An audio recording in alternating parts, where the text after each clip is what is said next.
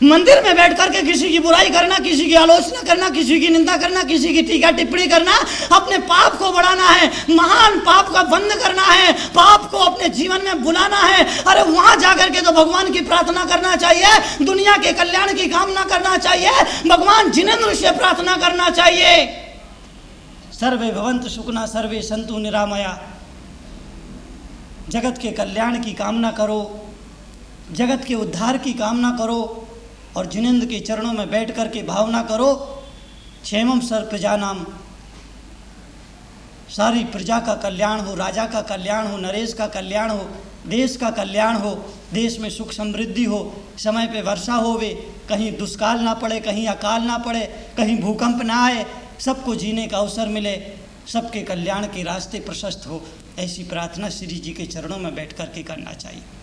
लेकिन कुछ लोग मंदिर में बैठ कर के एक दूसरे के घरों में आग लगाने का काम करते हैं।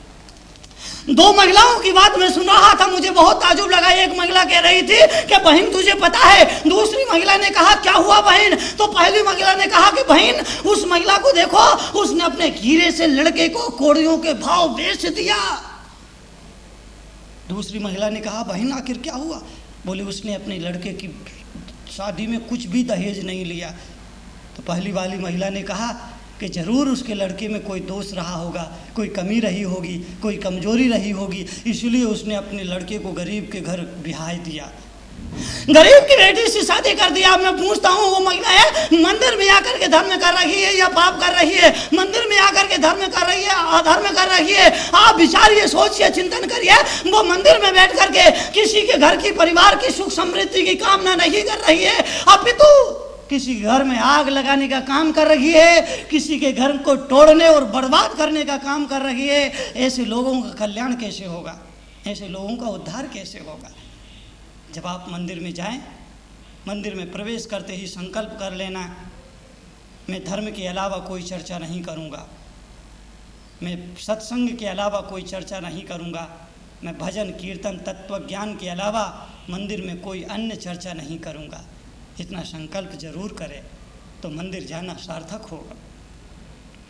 इतनी प्रतिज्ञा से अपने आप को बांध लीजिए। मंदिर में बैठ करके किसी की बुराई करना, किसी की आलोचना करना, किसी की टीका टिप्पणी करना, यह पाप के बंध में कारण हुआ करता है। और ऐसा आदमी मंदिर में जाकर के अपने जीवन में कुठारा घात कर लिया करता है। अरे आदमी जो संसार में पाप करता है, घर गृहस्थी में पाप करता है, उस पाप का क्षय तो मंदिर में आके हो जाया करता है, उस पाप का प्रायश्चित तो मंदिर में आदमी कर लिया करता है। लेकिन मंदिर में श्री जी के चरणों में बैठ करके अगर कोई पाप करेगा, उसका प्रायश्चित कहाँ होगा?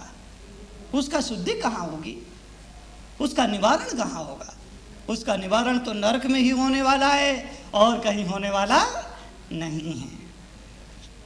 तो मंदिर में जाओ तो दुनियादारी को मंदिर के दरवाजे पर रख दो, वहीं जहाँ जूते और चप्पल उतार दिया करते हो। महिलाओं से एक गुजारिश और करूँगा, क्योंकि महिलाओं का मंदिर में ज़्यादा आधिपत्य रहता है, मंदिर महिलाओं से भरे हुए होते हैं। इसलिए महिलाओं से निवेदन करूंगा कि जब आप मंदिर में जाए भगवान के दर्शन के लिए, सत्संग में जाए, मुनि के प्रवचन सुनने के लिए, तो मंदिर और सत्संग में जाने से पहले इस बात का ख्याल रखें, वहाँ बहुत सादे कपड़े पहन करके जाएं, अपने आप को बहुत सजा करके संवार करके ना जाएं, बहुत ज़्यादा ज़रूरत से ज़्यादा आभूषण पहन करके ना जाएं। क्यों? मंदिरों में सभी घरानों की महिलाएं जाती है। आप तो भगवान की कृपा से आपके पास सब कुछ है, 1000, 2000, 5000 रुपये की साड़ी भी पहन लोगी, 5-10 हज़ार के आभूषण भी पहन लोगे, 5-50 हज़ार के सोने के आभूषण पहन लोगे। लेकिन जब आप इतनी महंगी साड़ी पहन करके, इतने अच्छे कपड़े पहन करके, बहुत ज़्यादा आभूषण पहन करके मंदिर में जाओगे, एक मध्यम परिवार की महिला आपको देखेगी, अपने साधारण कपड़ों को देखेगी, तो उसके मन में हीन भावना पैदा हो जाएगी। उसके मन में हीन भावना पैदा होगी, उसके मन में लगेगा कि मेरे पास कुछ भी नहीं है, एक साधारण सी साड़ी, छोटे से आभूषण, हे भगवान मेरे पास कुछ भी नहीं है। उसके भाव बिगड़ जाएंगे, उसके परिणाम बिगड़ जाएंगे, उसके मन में हीनता आ जाएगी, उसके मन में विकल्प पैदा हो जाएगा, और उस हीनता, उस विकल्प में कारण आप बनेगी। तो आप चाहे अनचाहे पाप के आश्रम में कारण बन जाएंगी, आप उसके परिणाम के बिगड़ने में कारण बनेगी, आप अनजाने में ही एक अपराध कर बैठेगी, एक गुनाह कर बैठेंगे। इसलिए अगर अपने वस्त्रों का प्रदर्शन करना है, अपने आभूषणों का प्रदर्शन करना है, अपने श्रृंगार का प्रदर्शन करना है, बहुत बड़ा संसार पड़ा है, वहाँ जाके कर लेना, लेकिन मंदिर में जाकर के नहीं करना, क्योंकि वहाँ सभी तरह की महिलाएं आएंगी। आपके अच्छे वस्त्रों को देखकर, अच्छे आभूषणों को देख करके, आपके साज श्रृंगार को देख करके उनकी प्रार्थना तो खो जाएगी, उनके मन में दुख पैदा हो जाएगा, उनकी आत्मा को ठेस लग जाएगी, उनके मन में हीन भावना हो जाएगी, और उसकी वजह से आपका मंदिर जाना पाप के बंध में कारण हो जाएगा। आदमी को ध्यान रखना चाहिए, समाज के बीच में उठता है बैठता है तो केवल अपने प्रदर्शन के लिए रहेंगे। अरे मंदिर में प्रदर्शन के लिए नहीं जाया जाता है, मंदिर में तो प्रभु के दर्शन के लिए और आत्म दर्शन के लिए जाया जाता है। यही उद्देश्य है, यही पर्वत है, यही मतलब है, यही भावना होनी चाहिए। तो दुनियादारी को मंदिर के दरवाजे पर छोड़ करके फिर मंदिर में प्रवेश करे, केवल प्रार्थना के लिए, केवल अर्चना के लिए, केवल उपासना के लिए, केवल अपने आप में इंसानियत पैदा करने के लिए। तो मैं कह रहा हूँ आपसे निवेदन कर रहा हूँ कि अपने आप में इंसानियत को जन्म देना। अगर कोई आदमी एक जैन बन पाए ना बन पाए, एक हिंदू बन पाए ना बन पाए, एक वैष्णव बन पाए ना बन पाए, एक मुसलमान बन पाए ना बन पाए, कोई बात नहीं, लेकिन आदमी को आदमी जरूर बन जाना चाहिए, मनुष्य को मनुष्य जरूर हो जाना चाहिए। जैन, हिंदू, सिख, बौद्ध, वैष्णव, अग्रवाल, ये होना बहुत सरल है, बहुत आसान है, बहुत सरल तरीका है।